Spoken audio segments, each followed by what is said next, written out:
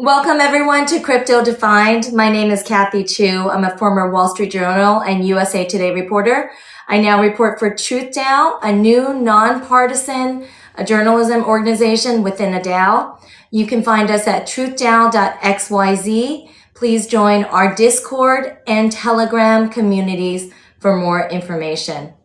Today's guest is Jonathan Reiter. John Reiter. He's the co-founder of two firms, Data Finnovation and ChainArgos, which are financial data and blockchain analytics firms. John is also former executive director of foreign exchange options trading at Nomura. John's gotten a bit of attention lately for his analysis of on-chain stablecoin data, specifically stablecoins held on crypto exchange Binance's blockchain. His data has found that stablecoins on Binance's blockchain haven't always appeared fully collateralized, meaning assets don't appear to be held one-to-one. And he's here to talk about that as well as other nuances of the crypto world. We'll also get into Binance's response today. But first, thank you so much for being here today with us, John. We really appreciate it. Okay. Good morning, good afternoon. And John is joining us from Singapore. Well, John, before we get into your very interesting research, let's talk about why stablecoins are so important here. Stablecoins are kind of the opposite of the, in a way, the opposite of the volatile crypto world, right? They're used for a very specific purpose. They're meant to be stable. They're meant to be held one-to-one. And theoretically, if you put $1 in, you should get $1 back. Is that correct? Yeah, so I guess this sort of product emerged, 2015, 16, 17, mostly to resolve banking type problems. It was my understanding. I wasn't an exchange operator 7 years ago, but this has been pretty widely covered. People had difficulty banking exchanges and moving money from place to place. And so this idea of tokens that were sort of dollar equivalent, dollar exchangeable would make that mechanically easier to deal with. As you say, the price isn't supposed to change. They're just supposed to help you move money from one place to another reliably without having to worry about the usual sort of crypto volatility type issues. I think there were attempts as far back as 2012 to sort of design blockchain coins that were interchangeable with dollars. And that all sort of started to explode with Tether 6 years ago, 7 years ago or so. But it's not as you say, it was not trying to solve so much an economic problem as a mechanical one. When we've been interested in looking at the flows that are analyzable there and sort of a level of detail that's not available in traditional finance, where you get quarterly reports and there's sort of interbank private payment networks. But here you can actually see total volumes of payments and money moving from place to place in something like real time, which makes it very interesting in the crypto world. Yeah, it's an actually different thing you can do here, as opposed to a relabeling of an existing phenomenon, something like that. So what I find interesting about stablecoins, it's I was looking at the stats. There are more than 200 stablecoins now, and for those who might not be in the crypto world, a lot of people use stablecoins as kind of a store of value in between moving money from one cryptocurrency or another. So John, tell me a little bit about why you started getting into stablecoin research. What was your angle in this? Okay, so I think the original analysis here went back to around the Luna incident. And after that, it was clear that there were a lot of people, certainly some large people, that were not solvent, somewhere, right? It's turned out empirically to be the case that lots of large firms were insolvent from probably then. And the only way to figure out what it's worth trading against, what platforms it's worth trading on, what's useful, was to figure out some kind of concept of who is still solvent. And the simplest thing to start tracking is, are there enough dollars in various places? Because if there's no dollars inside one of these protocols or exchanges, platforms, whatever, there's probably no point trading there, right? And that's kind of a first place to look. If your exchange goes under, you're not going to get the money out, as everyone has experienced in the last 6 months. So that was the first natural place to start looking, and I was surprised how little analysis there is. I mean, to the extent there's coverage in the stablecoin space, it's normally what the famous Bloomberg piece, "Where are Tether's dollars?" and discussions about where the money backing these things is, whether the attestations or audits or whatever are reasonable. But more simple things like, how many of these dollars are there? Are they the correct number across these two chains? Do these numbers add up? What tokens are used in what amounts? How much burning and minting and whatnot are there? None of that was being looked at particularly closely. So that sort of grew organically out of an effort to understand flows of money from place to place for And trading why and did you risk look at management. Binance, John? What was your interest in looking at Binance? Okay, so I guess the backstory of the interest in the quote minor stablecoins, the stuff that's not Tether and USDC, was when I found that the Huobi dollar only had like 200, 300 million outstanding, but had more than 10 billion minted and burned. And it's a bit strange for, as you say, something that's supposed to be a stable place to leave money on the sidelines, why there would be $10 billion cycling through something that only had a small amount outstanding at the end. So that was when I had realized there may be some odd looking stuff here. When Binance announced that they were transitioning people from, I think it was USDC, USDP, and TUSD into BUSD on their platform, there's discussion about whether these exchanges are properly backed and what the reserves are and all this kind of stuff. And nobody had looked at whether Binance did that transition correctly. And I thought it would be straightforward to look if the number of stable coins that were converted matched the number of stable coins that were created. And that would be kind of a nice, tight little research piece to test the tools out and to maybe even publish something sort of not exactly positive, but like this was done correctly, which would be nice because most people read my blog. Most stuff is not stuff that works correctly. So that was the intent, was to track that the amount of BUSD created matched the amount of other stable coins that Binance burned at the time. So I never quite got to finish that work, but we can come to that. And John, I think that's important for people to know that you came into this thinking this would be a relatively easy thing. And you came into this with the agenda not of thinking, oh, there's going to be something wrong, but you actually thought it might be an easy exercise to do, correct? So Yeah, tell me what you once actually they found published when you their went in addresses. there. So Binance published a collection of addresses as part of their proof of reserves reporting, and we knew the dates of the transition of the stablecoins. So I was expecting this to be, pull all of the burning transactions for this 5,000 blocks, the minting transactions, make a spreadsheet, tie them up, and that should be straightforward. Once we have all of the relevant networks running, that's not a challenging exercise. It's just doing some legwork. So I sat down to try to do that, and things were not exactly working as expected. I got kind of errors and mismatches and whatnot. So sort of basic software development stuff, go back and debug the code from zero. And I was finding that the number of tokens across networks was not matching in the way that my analysis code had expected. Right? So that was when I started to look into whether the problem was with the Binance dollar itself, the way the backing worked, and the rest of it. So Binance can mint Binance dollars on two different networks. So in order for me to count how many Binance dollars were created, I had to check the Binance Smart Chain side, the Ethereum side. We can go into how this Binance Peg stuff works in a second. And it was precisely this mismatch that was causing me to have numbers that did not look right.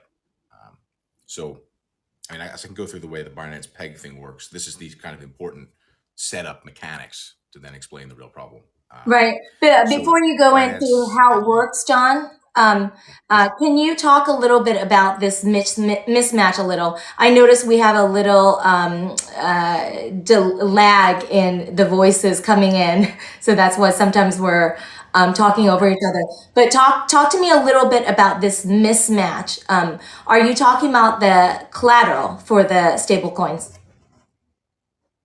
okay. So the way that you track the number of Binance dollars that exist is to find all of the minting transactions. So all of the transfers of Binance dollars out of the null address. So that happens on Ethereum by some process that Paxos controls. So Binance's stablecoin is a white label from a New York regulated firm called Paxos. They run the Paxos dollar, and I've run a number of other stablecoins. So I can check how many exist by looking for all the transfers on Ethereum out of zero. Similarly, I can look on the Binance Smart Chain for all the transfers that come out of zero.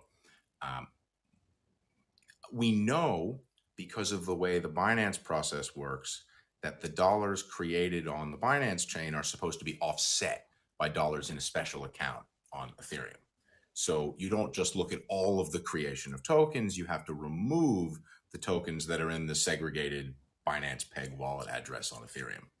So when you run that process, that gives you a sort of total number of outstanding tokens.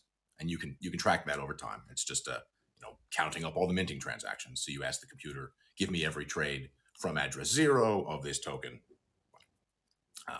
What I was comparing that against was the balance of tokens sent from the Binance related addresses of USDC, TUSD, USDP. I think there might have been another one, back to the creators to be burned, right, to be converted.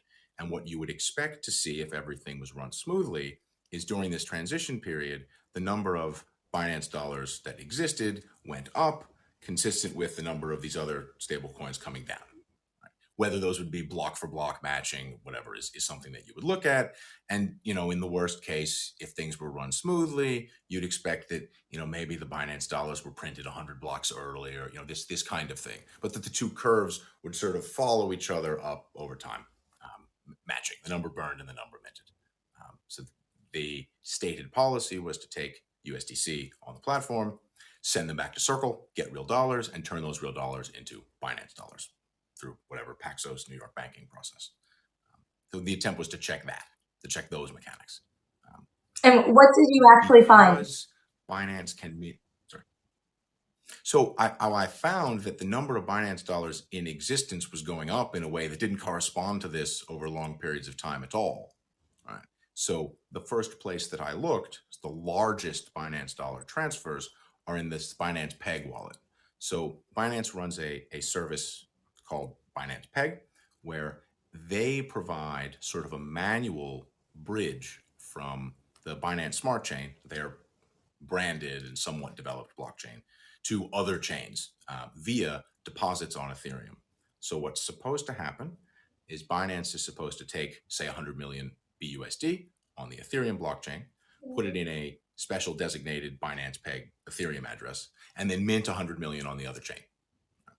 So what happens there is the actual supply of real BUSD is not going up conceptually.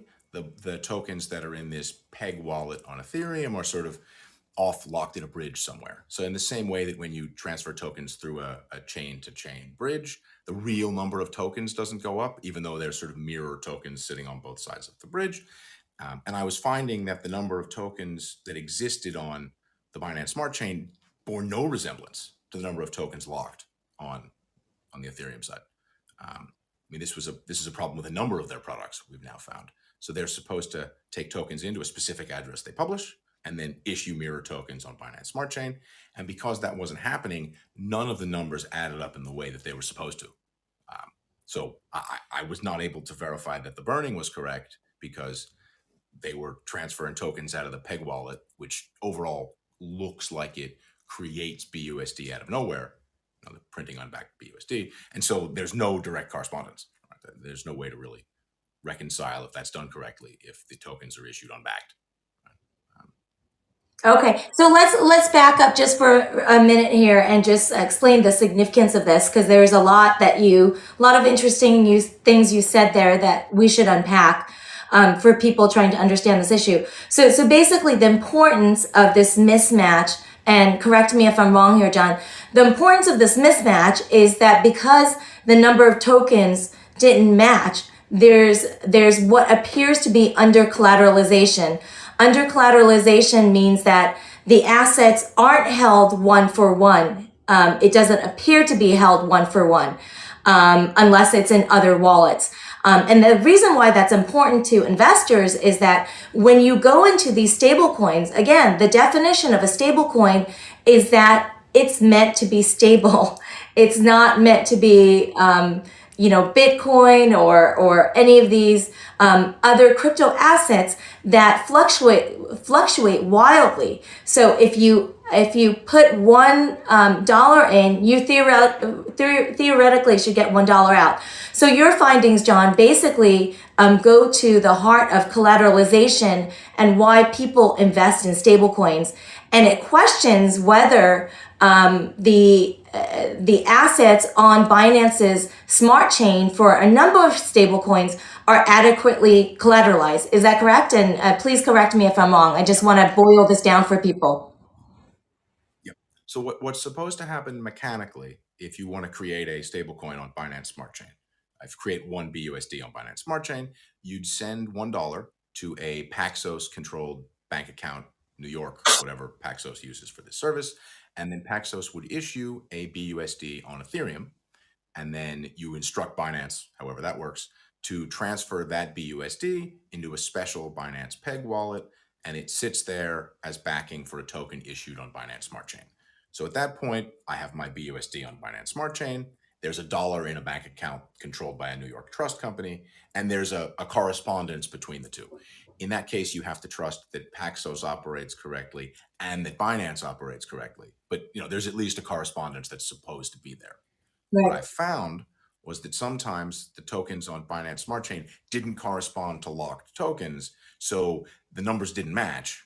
There are examples where there's too much backing. There are more examples where there's not enough backing. But those are both sort of, under collateralization is only marginally worse than over collateralization in that it's a sign things are not linked one for one. Right? And if it doesn't work, that's concerning because if things tie out properly, I return my BUSD to Binance to get an Ethereum BUSD, and then I go back to Paxos and I get $1 out the end. Yeah, if there's no correspondence there, I can't do that, and the stability disappears. And John, talk about what time period did you look at, and also when you found the mismatch, how often did you find a mismatch, and what was the degree? Like, how severe was the under collateralization when you found it? Okay. So, I was originally intending to look at a narrow time period. And when I was getting odd, mismatches between numbers, the computer's doing the hard work here. So you tell it, all right, start from the first block where these tokens were issued and just do a full reconciliation of the entire history of the process. The computer has to run through all these records, not me. So, it's not, I'm not the one checking hundreds of thousands of blocks for things. And it was finding differences going back for years.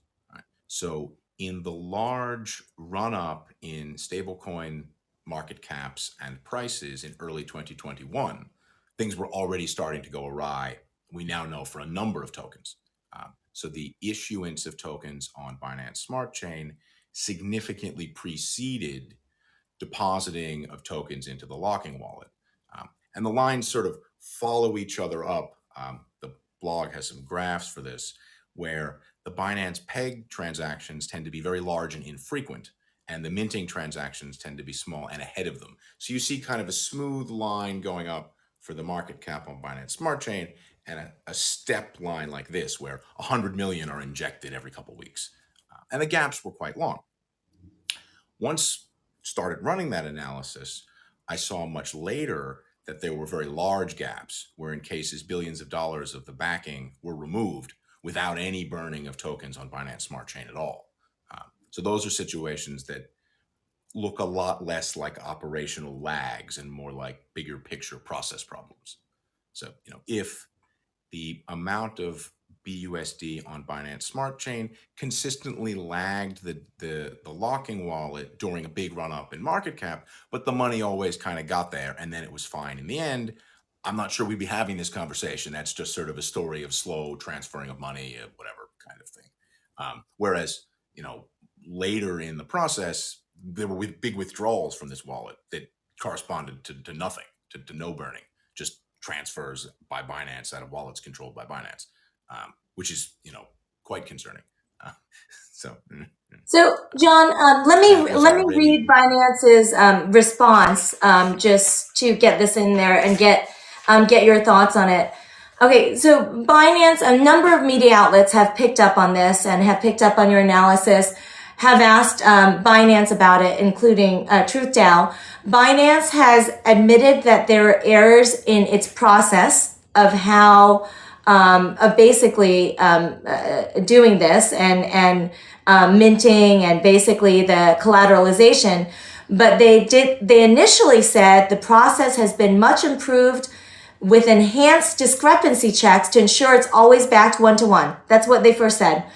And then you did a little more research and found that not only was Binance's BUSD stablecoin appearing to be under collateralized, but your research found, quote, widespread and sometimes more dramatic problems beyond BUSD. And you stated you looked at USDC, USDT, and TUSD, Binance's synthetic versions of these three stablecoins. So after contacting Binance about the latest findings that, hey, this problem reaches beyond BUSD, it reaches across a bunch of stablecoins, synthetic stablecoins issued on Binance's smart chain that are tied to USDC, USDT, and other stablecoins. They referred me to a blog post they put up yesterday saying, quote, Binance's wrapped tokens are and have always been fully collateralized. On occasion in the past, collateral assets have been stored in cold wallets not known to the public or not moved speedily enough to the appropriate hot wallets. Okay, so they're basically saying that there were other cold wallets that they were storing the collateral in, right, that were not public, and that was the error there. That's why the process was not perfect. So two-part question for you. One, what do you think of Binance's response? And secondly, how should people think overall about this research? Because I think a lot of people are thinking, is this a big enough concern that this could jeopardize our money, right? So put it in perspective. Give me a response on Binance's response, and also put it in perspective for people about how important this is to the, integrity of their money. Okay, sure. So, I mean, on their response, the first thing to say, of course, is that someone's acknowledged that something wasn't right and they're trying to fix it is, of course, always a step forward. And it's nice to see in an industry where notoriously for years, any complaints were simply labeled as, non-productive complaining and comments that shouldn't be made. So it's nice to see them acknowledge what are obvious in public issues. They gave two reasons, one of which was the transfers were too slow. And of course, I agree, in many cases, the transfers were clearly too slow. That's what the charts show. The comment that, yeah, it's all fine, but some of the wallets aren't disclosed to the public. What are we really doing here if we can't fix this? Because if the whole point is supposed to be transparency, but you're going to keep your wallet addresses secret, then we're back to having to trust you that you have your money in some whatever secret wallet addresses. So I guess I would like if they would address that maybe going forward. I don't know. It's probably not realistic to expect full historical accounting of where every cent was in every wallet. There's pretty strong evidence that things labeled Binance Hot Wallet on various chains held some of these funds. So they're commingled with customer money, even if there's enough money there overall. But at least for them going forward to commit to not do that anymore would be nice. They have a nice web page that lists all of the backing wallets. The quantities don't always match. So, we can go into that in a bit. I expect we will. They are trying to be a bit more transparent now, but stuff doesn't quite work right. They had, I think, a few days prior to that, committed to cleaning that up. And there was a tweet about cleaning up this process and people might see large on-chain transfers in the future related to it. Okay, it would be nice if that was transparently dealt with. Like, we're creating this new wallet. This will be the backing wallet. And when you see a transfer of 462 million, whatever amount of some token, that's what this is. And now the process is fixed to check it. And hopefully it won't just be me checking it, right? People can then watch the stuff. Implications for how secure things are. Look, it's not I forget which reporter I was speaking to a while ago about this, but the number of transactions in these peg wallets is not huge, right? So if you look at daily USDC minting and burning on Ethereum, there can be hundreds, sometimes maybe thousands of transactions. There's lots of transactions. There are like 25 transactions in this wallet ever. I think the USDC Binance Peg wallet has like 12 transactions in it.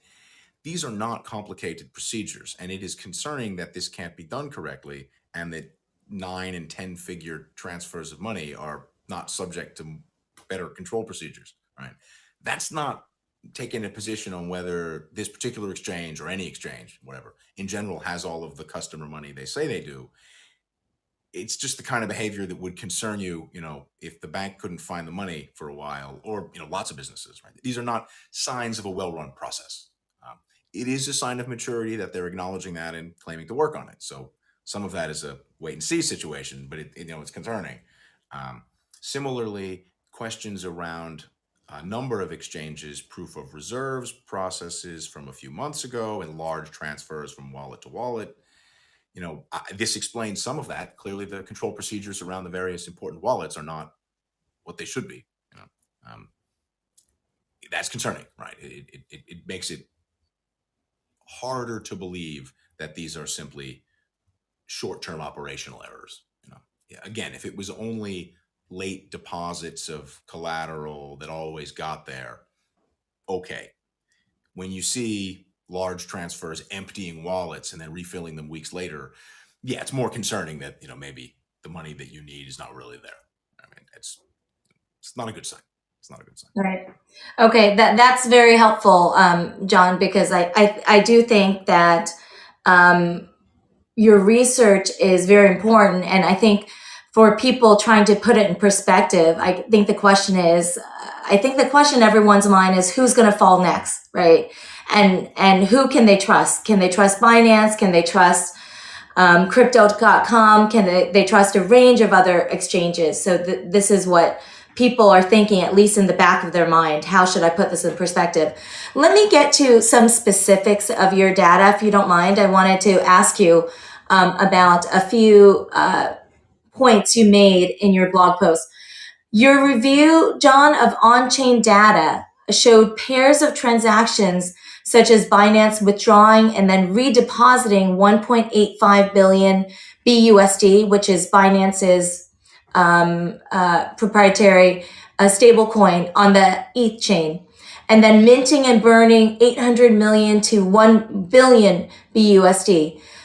You mentioned in your paper, quote, "This is not proof that unbacked stablecoins are printed and then later backed with client deposits, but it is proof that unbacked stablecoins were printed and subsequently got backed by some source of funds inconsistent with the stated process." Okay, so boil that down for me in very plain terms for people watching. Why is this important? I mean, this is interesting transactions at the least to pick out. Why is this significant, John? Okay, sure. So in this case, the PEG wallet had a large balance of BUSD in it. So that money was withdrawn, right, and subsequently redeposited. So that money went somewhere.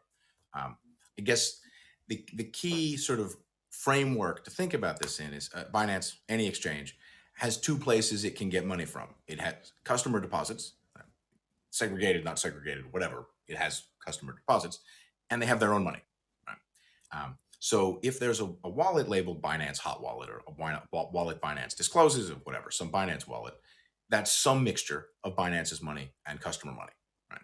If things are very well segregated, each one wallet is 100% their money, 0% customer money, other way around, fine. This PEG wallet has a very specific purpose, right? And money was withdrawn from that into a wallet that's either customer money or Binance money. So the only two things that can have happened are customer money was in the PEG wallet and was needed somewhere else, right? Or Binance's money was in the PEG wallet and was needed somewhere else. Neither of those is good, right? They're kind of bad in different ways. One plausible thing that happened was that they were backing their Binance PEG tokens with customer deposits of BUSD. Customers withdrew those BUSD. Consequently, they had to pull them from the PEG wallet, and these tokens were completely unbacked. That's extremely concerning. The other end of the spectrum of possibilities is that John, that's extremely concerning. Why? Because they shouldn't be backing it with customer deposits, right? That's extremely concerning. Yeah. I mean, if they're creating tokens on BSC for people that are backed by customer deposits, those deposits are kind of doing two jobs at once. Right? If those clients had withdrawn BUSD on Binance Smart Chain for dollars, those tokens would have gotten burned. And then they'd pull them out of the peg wallet and redeem, and things would have a one-to-one correspondence. But there was no corresponding reduction in the number of Binance Smart Chain BUSD. So we know they weren't withdrawn for dollars. They weren't, burned and pulled out of the system. It's of course possible at the other end of things that Binance was the holder of these particular tokens, and they decided for whatever reason to move their own money from one wallet to another, and this is just an operational issue, right? The tokens are still kind of unbacked in that sense, but if it's all Binance's money, if Binance came out and said, yeah, we have $20 billion in equity and it sits in these wallets and sometimes we move it from place to place, people would question where that money came from and exactly what was happening with it. But, that's a thing that they could plausibly say. I think that's not the answer we're going to get here. And the constant interactions with hot wallets that we know hold client money suggest there's at least some overlapping here. That's not a good look. Now, again, if a client of Binance wants to put tokens on Binance Smart Chain, client money would get transferred to the peg wallet and those tokens would get issued. But as I mentioned earlier, there are dozens at most of transactions in these wallets, and it's unlikely that they have two clients that send $300 million at a time and never take the money back out, right? That doesn't feel like Binance exchange customer type activity. There's something else going on there. So their story so far is only part of the story, right? It seems pretty likely that there's, at best, some sharing of customer assets in ways that are not ideal. Okay, so let's talk about that. You use the word commingling of assets. Commingling of assets is kind of a loaded term since FTX and other firms, since we found out about some of the practices in the crypto industry. Talk to me about what evidence you found that there is commingling of assets, and is there any just reason why there should be any commingling of assets at this point? Sure. So again, the process that they've documented themselves, that they designed, that they're running for this Binance Peg procedure, is supposed to have designated wallets that hold collateral tokens. So that would segregate things, at least in a physical, in a mechanical sense. Legally is a totally separate conversation. Now that's fine. That's a great procedure that should be transparent. And then this wallet corresponds to money that has a specific purpose. It's segregated as much as stuff can be in this corner of finance. We then see lots of interactions in those wallets with Binance Hot Wallet, Binance Cold Wallet, stuff labeled on various chains that we know contain client money. Now, again, if we only saw corresponding transfers from the wallets we know that hold client money into the special segregated peg wallet that exactly matched the issuance of the special tokens from this peg process, that could be all completely fine. And client money goes into a segregated wallet. That's okay. That's the way trust accounts work. That's the way escrow works when you buy a house. Segregated accounts interacting with client money, 100% fine. Problem is when there's a withdrawal from the segregated wallet back to a client money hot wallet with no corresponding burn of tokens. So you've now got unbacked tokens and flows into client money. So when you withdraw from the escrow account, it goes back to the client account or pays people or whatever it is, and that's all fine. What happened here is the other side of the transaction never, the corresponding burn never happened. So it looks a lot like a client withdrawal was serviced out of the segregated wallet, and that breaks that whole sort of segregation concept. If you had a lockstep movement in quantities of funds, fine. Since you don't, the money's pretty clearly shared for some purpose between things labeled Binance Hot Wallet that we know have client money and things labeled Binance Peg that are supposed to be specific. In the FTX case, they had like a very small number of addresses and all of everybody's money was in one place, and they seem to be using a spreadsheet or something to track stuff. This is not that, right? It's important to say no one is alleging that this is that kind of a situation, but there's a much closer correspondence between wallets that have specific purposes and wallets that have, hold client money, transacting in ways that don't make a tremendous amount of sense, right? For which there are not a lot of good explanations. So, John, as you were talking, as you were talking, I was thinking, Binance is the largest crypto exchange, out there, I mean, is it possible that if Binance is doing this, that every other crypto exchange is doing it? I mean, you only looked at Binance, but Yes. is it this only a Binance problem, or is it possible this is just this is a crypto specific problem where they are just not keeping track of processes and assets in the best manner and the most thorough manner possible? Sure. So there's a process for the Huobi Echo chain, which is a blockchain that Huobi set up and runs, or whatever, Huobi sponsored blockchain, and they have a process called HecoPeg, where Huobi runs this, and there's a bunch of tokens, and it looks pretty similar. I've looked at that a little bit. Their procedure is not as good, I guess I should say, as Binance's. They don't have designated segregation wallets, right? So it's just tokens that sit in the Huobi wallets in general. There is no HecoPeg wallet. It's just exchange wallets. So I know they do the same thing. There is a quantity of tether on the OKC chain, OKX chain. And even Tether in their transparency report attestation stuff, they point out that that token is not their responsibility and it's run by that exchange. I suspect there are other cases where people are running similar stuff. The number of stable coins and these sort of wrapped versions of stable coins that I've found as I've started to look at this is pretty baffling. Binance Peg doesn't just do Binance dollars. They also do USDC, they do Tether, they do True Dollar. So those are three extra versions of existing stablecoins. The OK chain has a Tether version. Huobi has, I don't remember, Huobi dollars, Binance dollars, Tether, several tokens as well. So it's pretty widespread to have these kind of bridges run by exchanges. And again, as you say, Binance is the biggest and presumably the best funded, largest staffed, as they're by far the largest. And yeah, it's concerning that lots of people do this, and even the largest place can't get everything organized right. So it's challenging. Right. It's one thing to complain that you can't get audits or something, and that's not necessarily somebody's fault or whatever. But it's another thing to say this relatively simple procedure is not working as it should.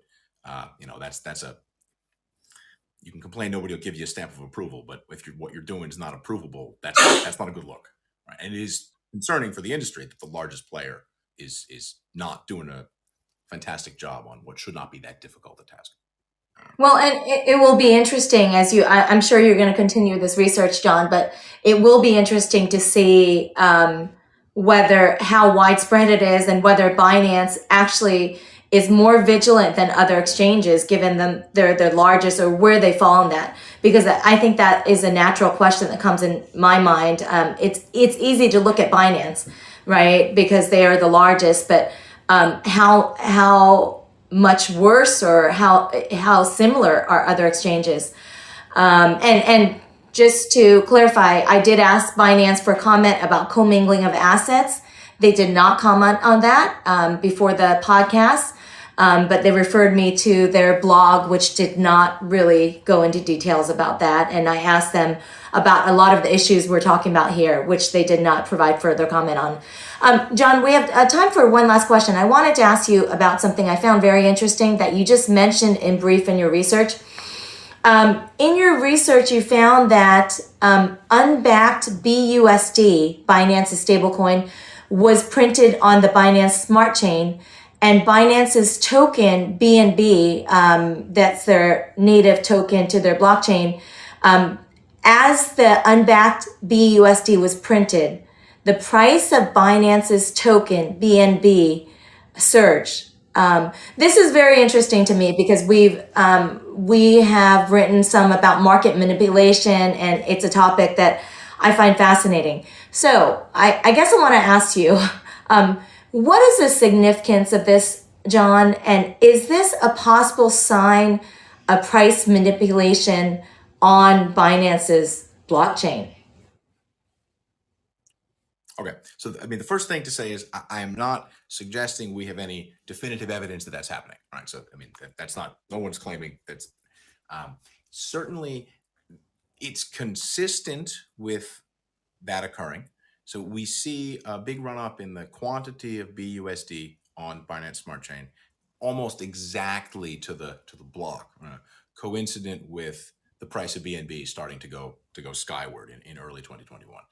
Now, you would see that if huge amounts of money were pouring into Binance, right? People were were minting Binance dollars, people were buying the Binance token, fine. So that's one plausible explanation, that huge amounts of money came in and everybody wanted to buy this token with those dollars.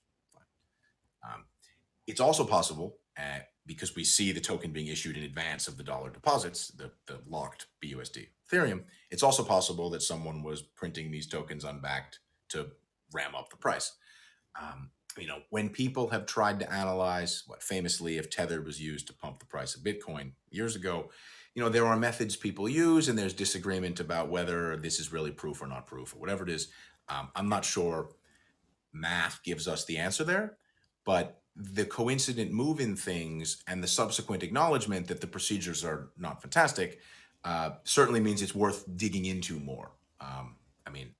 No one's ever managed to prove anything regarding whether the Tether and Bitcoin relationship looks like that.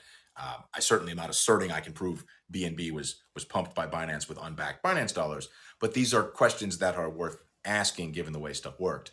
And I guess Binance would need to show some proof that, at this point, right, some proof that that stuff was run properly and that they really correspond to proper dollar inflows earlier and that it's simply late, right? So if they could show that the dollars had come in and that the BUSD were in the correct place on their way to ultimately being in the locking wallet, then you can be pretty comfortable that at least that side of the inflows is legitimate. If they have no way of demonstrating that those BUSD had backing that was on its way to being segregated while the price of their own token was going skyward, then yeah, that would be much more concerning, and it maybe more indicates that there may be some pumping kind of action going on. I don't have access to the internal Binance data, clearly, so I can't answer that question, but it seems like it should be possible to at least allay those concerns to some extent by showing, these tokens came in and then they were in this account. Binance Hot Wallet has a whole bunch of people's Binance accounts, shared money, right? That's the way that works. So if there was some record keeping that could maybe, it's a refutable theory. And as of yet, I've seen no evidence refuting it. I can't prove it's true. I haven't, asserted that, but it's merits further investigation, right? It would be possible also, if you had access to Binance's records, to see that actually no dollars had come in and that these were truly unbacked. Binance. Right. And as you mentioned, at the least, it's a relationship worth watching. Right. And as you mentioned, John, it's a relationship worth watching, and the graphs on your blog, I think, are very interesting and very worthwhile to take a look at. It just shows this clear relationship. So, whatever the cause, it does not show cause and effect. There's no definitive proof of anything, but at the least, it is something that is interesting and helpful to look at in the crypto world as we kind of look at these patterns of tokens going up in price and why they went up. Well, John, thank you so much for being here. That's it for this edition of Crypto Defined. Please check out TruthDAO.news in the next few days for a written recap of our interview with John Reiter.